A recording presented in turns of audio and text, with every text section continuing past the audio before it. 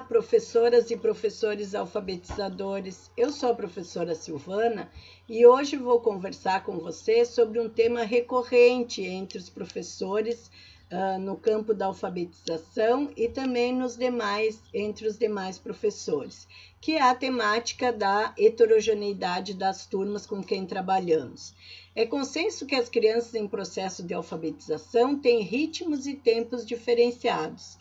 E, geralmente, quando encontramos alguns professores debatendo sobre essa questão, esse aspecto das turmas, encontremos argumentos que se referem ao contexto cultural das crianças ou aos aspectos emocionais dessas crianças, né? E são aspectos e argumentos interessantes, já que o ser humano é constituído dessa dimensão social, cultural e psicológica. Então, é bastante comum nós ouvirmos, por exemplo, os professores dizerem que o fato das crianças serem provenientes de família que não têm uma imersão na escrita e na leitura, apresentarem ritmos mais lentos para se envolver com o processo, né, de alfabetização. E no que se refere à questão emocional, de que muitas crianças às vezes chegam na escola com uma baixa autoestima e autoimagem. Entretanto, hoje eu quero enfocar a heterogeneidade das turmas sobre um viés linguístico, um viés que trata, né, da relação que a criança estabelece com a linguagem em geral e especificamente aqui, então, com a linguagem escrita. Nós temos um teórico francês que se chama Émile Benveniste, que tem uma contribuição bem importante sobre a concepção de um homem constituído na e pela linguagem. Ele nos diz e defende, né, que não temos como pensar o homem fora da linguagem. E ele é um teórico considerado um teórico da enunciação, que tem defendido, então, que a relação que a gente estabelece com a língua em geral, e especificamente, então, aqui para nós, com a linguagem escrita, é um processo singular e subjetivo. E o que é enunciação? Enunciação é a capacidade que todos nós temos de expor nossas ideias, tanto na instância da fala, como na instância da escrita. Então, toda vez que nós falamos ou escrevemos, a gente está enunciando, né, nossas ideias, nossos valores, enfim, nossa visão de mundo. Benveniste lhe apresenta uma visão da língua em uso, e essa visão supõe subjetividade e singularidade, mesmo na repetibilidade da estrutura, pois ele diz que é na instância do discurso na qual eu designa o locutor que este se enuncia como sujeito. É, portanto, verdade ao pé da letra que o fundamento da subjetividade está no exercício da língua. Em outras palavras, de uma maneira geral, quando falamos, estamos enunciando nossas ideias e enunciamos a partir de um exercício singular da língua. Assim, para esse autor, a enunciação é um ato individual de utilização da língua. Embora, então, a língua ela apresente uma estrutura que nos condiciona, quando nós a usamos, ela possui uma elasticidade na forma, no agenciamento das palavras e frases, as quais nós vamos expressar, então, essa relação singular que a gente estabelece com ela. E isso aparece na forma e no sentido de cada sujeito quando se enuncia.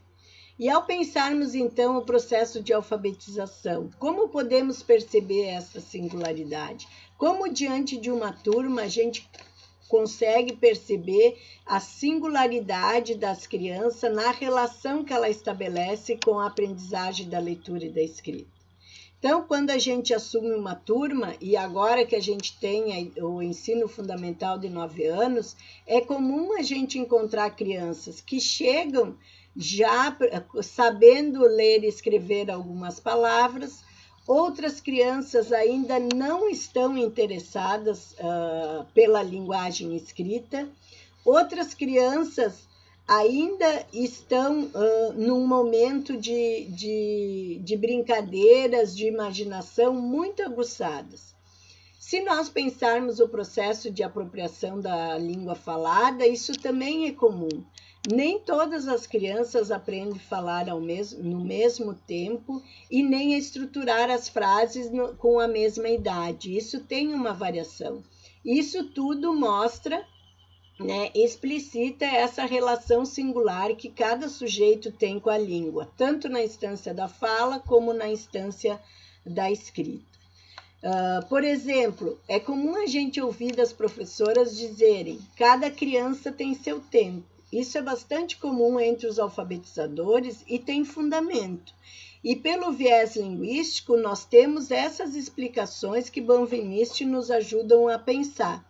Tanto que a professora, quando recebe essas crianças, que ainda não estão interessadas pela linguagem escrita, ela vai propiciar várias atividades e ações para que essa criança comece a despertar esse interesse e descobrir, e aprender os conhecimentos ali envolvidos, no funcionamento do sistema de escrita alfabética. Outro aspecto a se considerar é que as crianças, no processo de aprendizagem da escrita e da leitura, elas têm dúvidas e conflitos cognitivos em relação ao funcionamento do sistema.